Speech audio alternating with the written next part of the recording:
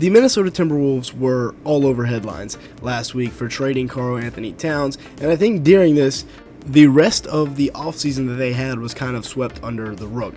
They had two really good picks. With Rob Dillingham at 8, I mean, they traded pennies on the dollar to get him. He just put up 21 points in his first summer league game, or first preseason game, 4 rebounds and an assist in 24 minutes. People were all over this. Now, he did shoot 9 for 20 from the field, so he definitely emptied the clip. 3 for 6 from downtown, but hey, 9 for 20, 45%, that's fairly efficient. 50% from 3, and then of course they have the 27th overall pick, who I think was maybe the best value in the draft, with Terrence Shannon, who put up 15 points, 4 boards, and 5 assists in his preseason debut, as well as a steal. He is so good in the open court. He was 5'11 from the field, 0 for 3 from 3, but he was pretty good from downtown in college. So let's look at how they did this. First play we're going to look at here is a little bit of a zoom action, which is a down screen followed by a dribble handoff. Dillingham's going to come off of it, and he's just reading the center right here. I believe that's Jackson Hayes. Hayes continues to play drop coverage, so Dillingham takes advantage and knocks down the floater.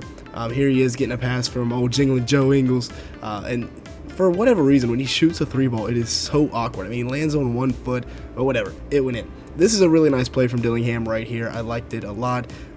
He's going to drive in, assess the situation, back it out, and then knock down a mid-range. He sees D'Lo stunning in here, still got the defender on his hip, so he backs it out.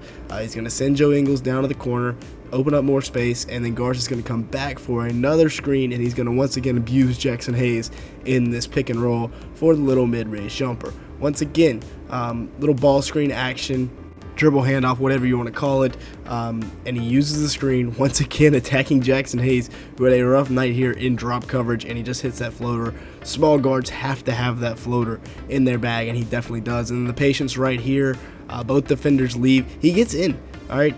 Max Christie beats him to the spot, so he's going the other way off the Garza screen, and they have him walled off. This is great defense from the Lakers, and then both Christie and Hayes leave, which is not good. You got to talk that out. Dillingham gets a little floater to go, kicking it up the court here to Terrence Shannon Jr. Get used to that, Minnesota fans, all right, because this is going to be happening a lot. Now he's going to fake cutting through, come off the screen from the post here. I'm not sure who that is, but he gets into a little pull-up 3-ball and knocks it down. Is that Jesse Edwards from West Virginia? I believe it is. And then he's going to find another shooter on the perimeter for the 3-ball. This time Shannon returns the favor, finding Dillingham in transition to knock down the tray ball. And then here he is, just sizing up the defender, tween, getting to his spot a little bit. That's great defense to start with, but he's so quick, so shifty. He gets downhill and gets to his right hand off the spin move once again, kicking it up in transition to Terrence Shannon Jr. Like I said, Timberwolves fans, get used to that. And then Shannon. I mean, Shannon had a really good game, fills his lane very good here, pretty much perfect. Then he's coming off of a little stagger screen, and once again, they're going to be attacking Jackson Hayes.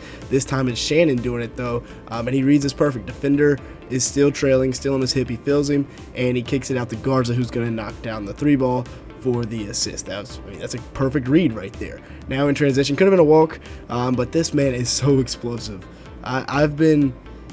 He's a transition monster. I've been a huge fan of Terrence Shannon Jr. all offseason, all throughout the pre-draft process. I was a big Terrence Shannon guy, and it's looking like it's paying off. Great body control here, hanging in the air, finishing with that left hand over Colin Castleton. He gets downhill so quick. We saw this clip earlier, finding Dillingham in transition for the 3-ball. And then once again, in transition is where he thrives. Little Euro step, gets to the rim and knocks it down. Now here he is. This is what I love to see from him, and that is operating off of a ball screen. Once again, attacking Colin Castleton.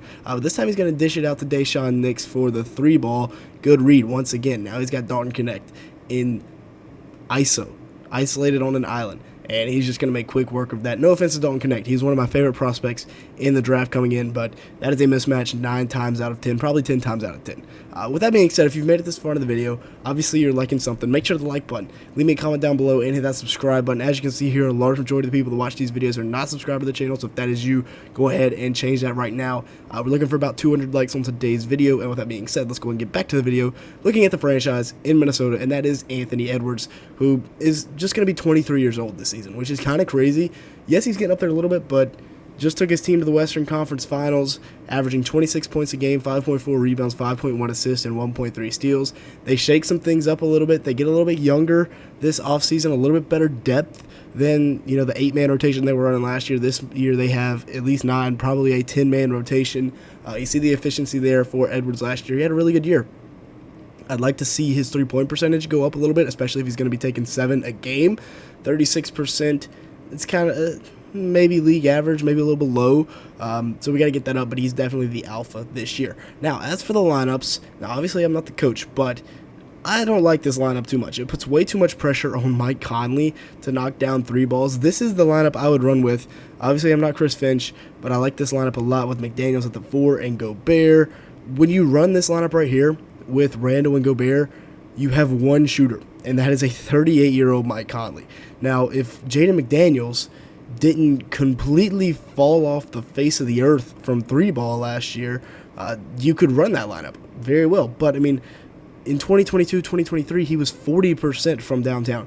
And then this year, he was 34%. Maybe it had something to do with him punching that wall. I'm not sure, but I don't think you can run Gobert and Randall in the same lineup. If you want to stay with the 2 bigs, hey, perfect. You have Naz Reid, one of the most unique big men in the league. Still, I mean, he was a 6-man last year, 6-man of the year. And I like this lineup a lot because I think DiVincenzo brings shooting and defense to this lineup. You have McDaniels, who's a great perimeter defender. So between DiVincenzo and McDaniels, that's clamps. You obviously have your lead scorer with Ant, and then Gobert is a 4-time Defensive Player of the Year, and Mike Conley's running everything. This also gives you this unit off the bench with Dillingham, Shannon, Nikhil Alexander-Walker, Julius Randle, and then one of these 3 guys, Mina, and I believe that's how you say his name, right? Correct me in the comments if I'm wrong. But he and Garza just both went for 20 in the first preseason game, and then you also have one of the MVPs of the G League last year, which is Leonard Miller. And then you have Naz Reid, who I think this is going to be the Naz Reid breakout year. Coming off a season where he averaged 13.5 points, 5.2 rebounds, 1.3 assists in 24 minutes a game. Shot 48% from the field, 41% from 3 on 5.2 attempts a night. And, of course, was the NBA's 6th man of the year last year. Such a luxury to have him, pretty much a carbon copy of Karl Anthony Towns, but maybe a little bit smoother.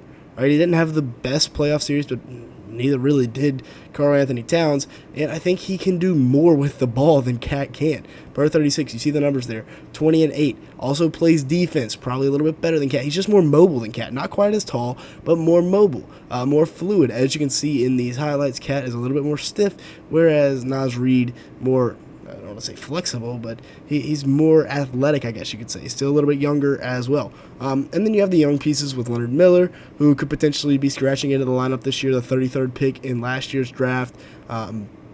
Will be going into his 2nd season, of course. You also have Minot here, who played really well in the summer league, summer league and preseason. Both of these guys could be looking to scratch into the rotation at the 3 or the 4 spots because, of course, Joe Ingles is pretty old. And then you have Luka Garza, who could potentially be fighting for some minutes off the bench. But all this is around Anthony Edwards. The 2 young guys, I'm really excited for them this year. DiVincenzo and Randall, I think, are solid additions. You get out of the salary cap hell that you were in with Karl Anthony Towns. But with that being said, that's going to be it for today's video. Thanks so much for watching. Make sure to like button, leave me a comment down below, and hit that subscribe button if you did enjoy at any point. And with all that being said, thanks so much for watching today's video. Subscribe to Backyard Buckets right now!